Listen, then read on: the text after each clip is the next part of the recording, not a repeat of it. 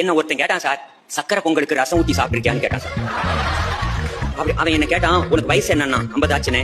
50 வயசுல இறந்துட்டியா அப்படின்னா, அவன் சொல்றத பார்த்தா எனக்கு ஆடாடாடாடா, அந்த ரசத்துல சக்கரை பொங்கலை போட்டு அந்த சக்கரை பொங்கல் முழுக ரசத்தை ஊத்தி என்னமோ கடல்ல கப்பல் போற மாதிரி அது முழுக அது அப்படியே நெய்ப்பதமா கரைச்சு அது உள்ள இறங்குறப்ப ஆடாடாடாடா, சக்கரை பொங்கலோட இனிப்பு ரசத்துல இறங்கி, ரசத்தோட காரம் சக்கரை பொங்கல்ல இறங்கி ஆடாடாடாடா. இப்படி சொல்லும் போதே எனக்கு வாயில எச்சி ஊறிடுச்சு.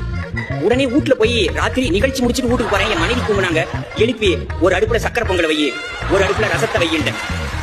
ஏன் நல்லா தானே வீட்டை விட்டு வெளியே போனேன், இப்போ உனக்கு என்னாச்சு?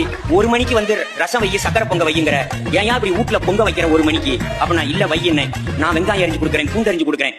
அதை வச்சுட்டு கரைச்சி சார் வாய்க்கு கொண்டு போகல சார், மூக்குக்கு கூட கொண்டு போக முடியல சார்.